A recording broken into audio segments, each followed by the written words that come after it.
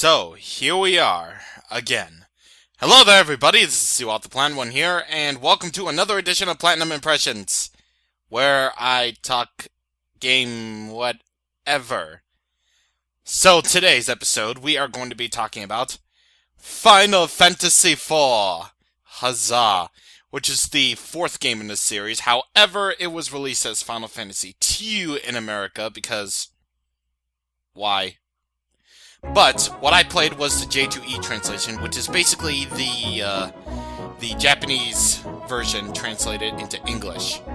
And man, oh man, is it glorious, because, well, beforehand I caught wind that the North American translation was at best, even though it did give us one of those memorable lines like Spoony Bart or whatever. Ted Woosley. So, yeah, Final Fantasy IV. Now, of course, after the glorious days of Final Fantasy VI, I wanted to give another 2D fantasy a go. So, I picked Final Fantasy IV, and, well, I knew beforehand that, well, Super Genius and NCS said in their LPs that the J2E translation was, well, the best one of them all, so, yeah, they were the best of them all, well, when it comes to the SNES version. I don't know about, well, the PSP or DS versions or the mobile versions, but hey, at least it'll be something, I guess. So, with that reason alone, I feel the J2E translation of the SNES version is the true way to play Final Fantasy IV, even though I do appreciate the 3D versions, I guess. Why can't you change the music to the original and the mobile versions? I ask you, when you clearly can do that in the PSP version. But enough about change. How about that story, eh? So, you know, in the days when we had, warrior chosen by prophecy, or whatever. This time we actually start off as the bad guy. Holy shit, we are the bad guy.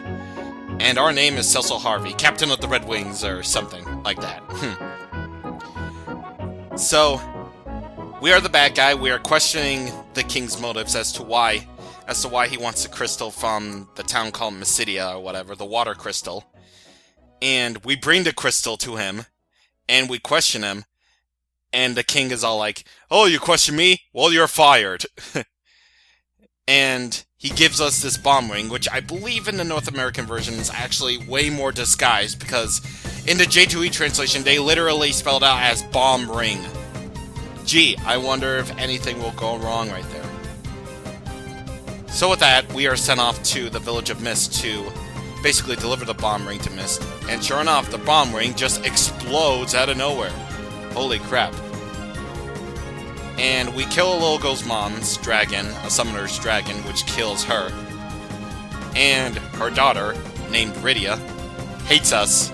But after we protect her, that is later on in the game, she befriends us. And then a whole bunch of crap happens in that story that I won't go into, like, spoil the deepest crap. So, I think in a story sense, I think they simply wanted to bring the NES Final Fantasies into the 16-bit world. So basically, the story is simple, yet it has like way more fleshed out main heroes, as it were. Like Gilbert, for example, who is Edward in the North American version. He's a bard. He's a bard who is in love with another character, Tella's daughter, Anna. And it's because of that love that drives him to become brave or something like that. So, yeah, that's basically his arc. I can't really say without giving away some form of stuff about spoilers or something. But yeah. I think out of all the characters that or at least all the playable heroes, at least, that you get to play as, well, it comes in the form of 4, I believe, different characters. The first is a set of 2, the twins Palom and Porom. They were funny, and they were hilarious. Well, particularly the boy, I think, Palom. I couldn't even tell whether it was Palom or Porum. I thought Porum was the guy, Palom was the girl. But then again, Palom does sound more feminine, I believe. I especially liked in the ending where Palom is all skipping classes so he could flirt with this lady, and he's like, "Oh, Porum, what are you doing here? I was just about to show this girl, my fire rod." That freaking killed me. That freaking killed me. It did. Because it just did. And who else? Edge, the ninja. Because I love ninjas. He was pretty entertaining. I liked how he flirted with the ladies, and he was all like, well, when we first meet him, Rosa cures him, and he's all like, "Oh, thanks. Hot damn, 2 women in our party? Sweet!" Man, Cecil would have slapped the crap out of him. Yep. And, of course, when I speak about Rydia, I will agree with NCS. She is my favorite character in Final Fantasy IV. Because, well, here's the thing right here. So, Cecil and another character, Kane, we basically killed Rydia's mom by killing the Summoner's Dragon. And Rydia's all mad at us at first, so we take her to safety. And when some guards come in and basically say, "No one from this should exist," Cecil's all like, "No way, no way, has the king stooped so low as to kill children?" And I think that's word for word. So after we protect her, she's all like, "I don't care, you protect..." She's like, "Thanks." And then we're all like, "But I killed your mom." And then she's like, "But you protected me. Isn't that what matters?" Damn. You know what? Rydia has some fine moments. Like, you know, when we reach Damcian, we find it all destroyed, and Gilbert's mom and dad and lover were killed, and he's basically just sitting there crying by Anna's side, and Rydia's just like, "Cry, baby!" Whoa. And I was all like, whoa. She's all like, "You're a grown-up, aren't you? We'll start acting like one. You're not the only one who's lost one." Damn, Rydia. And then when the bad guy Golbez comes in and almost kills off every single one of us heroes, Rydia suddenly grew up after we get separated for a little bit. She appears as a hot woman for whatever reason. But the reason is explained. I'm not going to go into that. You'll have to play the game for yourself to understand that. But I think she also has another... let's see. Oh! One thing that truly cemented it for me was, like, near the end of the game. When... Well, I'm not going to really go into too much detail, but we're going into the final battle of sorts. And Cecil tells Rosa, his girlfriend, and Rydia to stay behind for their own safety. Rosa's just all like, "Aw, man," and then she leaves. Edge tells her, "You know, this is a job for grown-ups." And Rydia's all like, "Are you kidding me? Alright, fine, I'll go. But let me tell you something. Let me tell you what I'd do to a pig who talked to me like that. I'd end his reproductive years quickly." You know that one clip you see in the Vines where these 2 black guys say the one thing? I basically imitated him and went all like, "Damn!" No, I'm pretty sure that's what really cemented Rydia to be my favorite character. But other than that, the rest of the main heroes, and especially the villain, well, as far as simplicity goes, they are pretty simple. Rosa is basically Cecil's girlfriend and will do whatever because love. Tella is actually pretty cool because, well, if you did your research, actually, I think he has this skill called Recall, because he has. I think he has this sort of. I think he has this sort of a disease where he can't remember everything. I don't really know what that was, or I can't really remember what that was. So, I can't really recall the type of disease that has it, but he has that sort of disease that makes him forget everything, and you have to use the recall command to make him recall one of the things. That's actually never fully explained, but, well, until a later point where he actually gets the ability to remember all of his magic. And, yeah. Aside from Kane's backstory, he wasn't really too interesting. Well, I did like his character and everything, but still. Even going so far as to call Golbez, like, you know, the simple bad guy. Well, I'm not gonna give away too much here when I say he is the bad guy, but... Well, you have to play the game for yourself in order to fully understand that, so... Yeah, but yeah, like I said before, I think they basically wanted to make the NES fantasies transition into the 16-bit world and stuff, with more fleshed out characters. Because, you know, the plot is actually pretty simple, and pretty much easy to follow. Well, unlike Final Fantasy VI, where it has that simple plot to follow, and yet it has so many great characters with their own unique backstories and relationships and everything. So, yeah. So for what it is, it's simple, yet it works, the story. Anyway, pretty much like I said with Final Fantasy VI, Final Fantasy IV does have the ATB system in terms of whole gameplay and everything, but Final Fantasy IV actually did introduce the ATB system where basically everyone gets a turn every few seconds. But what's weird is they don't have the gauge for it. It's actually not until the next game, Final Fantasy V, where they actually did introduce the ATB gauge. So you'll never know when it could be your turn. But still, when I talk about the ATB system, I'm really more talking about later on in the game, where you actually have to be really, really quick with your commands to keep the action flowing and all that other stuff. Because, unlike with Final Fantasy VI, you can't skip someone's turn. You have to make them defend in order to skip their turn. Basically, you have to waste a turn in order to make your turn come easier. So, yeah. What else was there?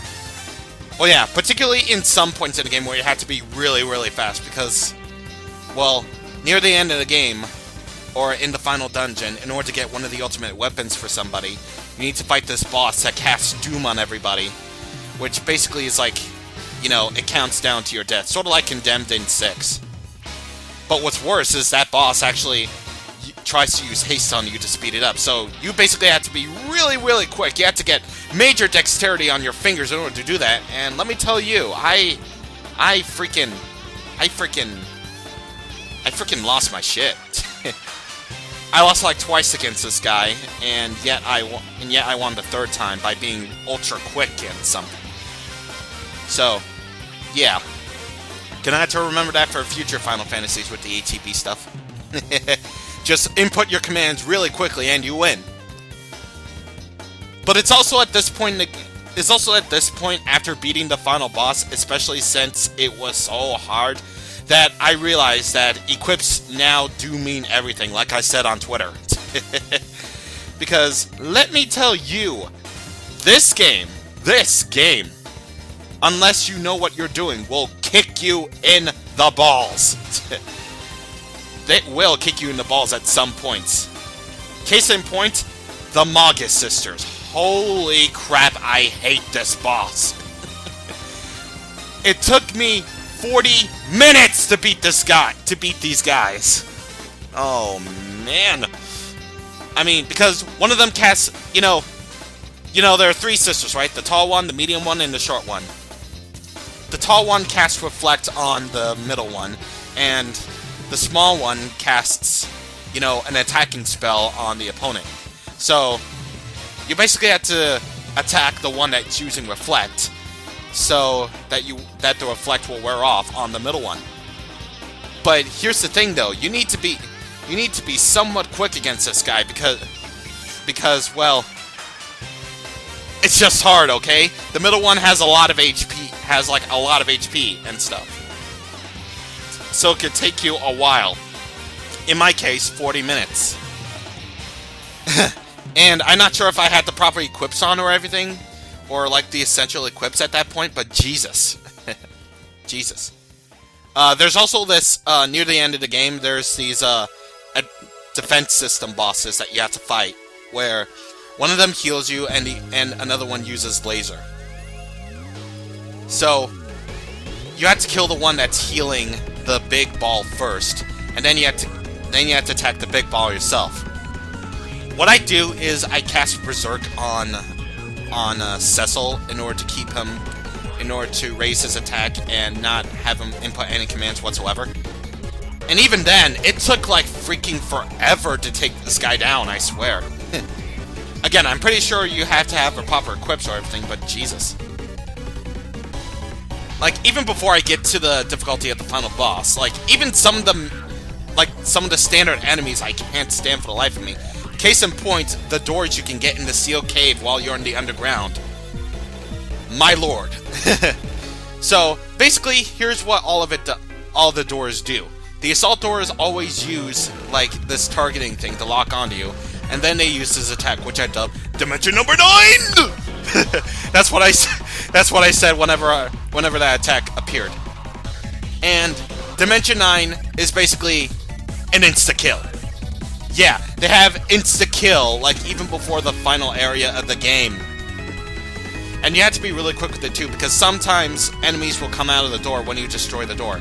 Like those Chimera heads, I can't stand those guys for the life of me, because their blaze attack is just, And another enemy that I really don't like is the Behemoths. Good God. Good God, Behemoths. Their magic defense is, like, through the roof, so I have to use physical attacks. Well, except for, like, Vidia and Rosa, because all they can do is, like, freaking magic. But even then, taking down Behemoths is just, I don't like fighting them, not one bit, no sir. I just don't. Especially if you're going after, like, the Bahamut summon for Vidia. Well, trust me when I say it's all worth it to get those optional summons, because... Well, here's the thing. Here's my story about the final boss, okay? So, I assumed it would be like Kefka, you know. I assumed it would be like, you know, the same difficulty as the final boss of 6, you know. Just grind up a whole bunch of crap. Just grind up and then you win, right? Actually, no. This game just requires you to get, you know, all this equip stuff, all the optional crap, all the best equips for everybody. Yeah. So, I realized that after I died, like, I'm not sorry about that. I was clearing my throat because I had to clear my throat. But, you know, after the 11th time you die against the final boss, you realize, hey, I need freaking equips, or things that can be thrown by Edge. So, I went back, got any sort of optional equips. I got basically anything for it. The final dungeon has all the ultimate stuff for everybody, such as the crystal set and Ragnarok sword for Cecil, the dragon set and Holy Lance for Kain, Sage staff for Rosa, and Murasame and whatever else that other katana was for Edge. And a ribbon defense for Vidia and Rosa. So yeah, this game basically just tells you, hey, you need equips, not grinding. And even after grinding up to the mid-60s before all that, I still couldn't win. Jesus. I'm pretty much going to assume, like, it's going to be a pattern for me whenever I get to Final Fantasy V. It'll just be it. I don't know. But yeah, this game is hard. Yeah. Well, to be fair, it's not really so hard to the point where it's unfair. It's just, it gets kinda close to that point if you're not ready, but yeah. So Final Fantasy IV can get really hard at times, but still, I have a really good time playing Final Fantasy IV. I had a blast with it, to be honest. I got all engrossed with the story and everything and all that. So, yeah. I can't really say too much about the graphics, though, because, well, they are simple, yet they work. And the Mode 7 stuff especially. Especially when you get to the stuff that involves the moon. Good God, the transition when you're going up to the moon overworld is just so cool. I like that. I really do. And the music, again, is pretty good. You know, ironically, again, like I said before, I enjoyed Final Fantasy IV's battle theme a lot more than I did with Final Fantasy VI's battle theme. I like the boss theme. I like the boss theme more than I do with 6. I freaking love Battle with the Four Fiends. It is such a great track. In fact, I think I like it almost as much as I think I like it just as much as I like, you know, the battle theme where, I know what the theme is called, Battle to the Death in Final Fantasy VI when you fight the Atma weapon and the Warring Triad. I like Battle with the Four Fiends as much as I like that sort of theme. This has my favorite airship theme. I guess I like repetitive things that go on for 25 seconds before they loop better than I do with a full track. I like it better than Final Fantasy VI's airship theme. It's just so jamming, you know? I freaking love the final boss theme. Well, obviously not as much as Dancing Mad, but hey, it's still a really, really good song. And what else? Oh yeah, I like that. I like the quote-unquote final dungeon theme later on in the game. And it's just so good. It gives you a presence at its final. It's Final Fantasy. Yeah. I just freaking love that theme so much. So yeah, I really did enjoy the music of Final Fantasy IV. It is so good. Which makes me wonder how Final Fantasy V is going to top it. But yeah, now complaints. Again, like I said before, the game can get hard almost to the point where it can be unfair, but not that kind of way yet. But still, either way, if you know what you're doing, and if you get the proper equips on and everything, that's going to make my future playthroughs all the more, let's just say, tolerable. Well, tolerable in the sense of difficulty. Or something. But yeah, what can I say about Final Fantasy IV? It's still a really great game, even though I like 6 better. The story is simple, yet it works. It does have really good characters. It has great music, great gameplay, of course. It's just a whole lot of fun. And if I could definitely recommend which Final Fantasy you want to start off with, go with Final Fantasy IV.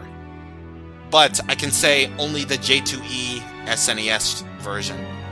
Because while I do appreciate what the DS version does with voice-acted cutscenes and what the iOS and Android version does, well, here's the thing, though. I mean, I do appreciate those versions. Well, from what I've seen so far, I've only played a little bit of the Android version on my phone.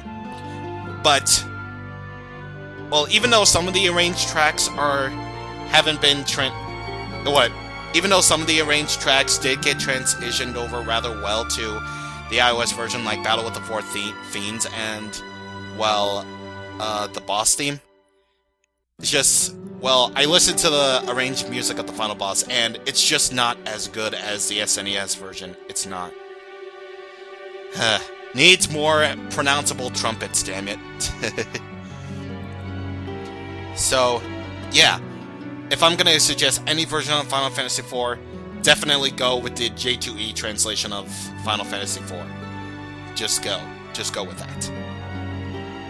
So, yeah. Either way, if you're really interested in which Final Fantasy I'm going to tackle next, well, it's not going to be for a while because it's going to be a long game, of course it is. But the Final Fantasy... the next Final Fantasy game of Platinum Impressions is going to be number 5. So, yeah, I really look forward to playing that for you guys. Or not playing for you guys. I don't know if it's going to be an LP. I am seriously looking forward to playing that game. In fact, I did play some of it, like the intro of it. And things are looking up. Because I freaking love the opening theme in that game. Yeah. And I can pretty much imagine I'm going to like the music more than I will with Final Fantasy IV, I can tell you that. So, yeah. I'll see you guys on the next episode of Platinum Impressions. So, I shall see you guys on the next time. And see you whenever I see you in this series next. See you later.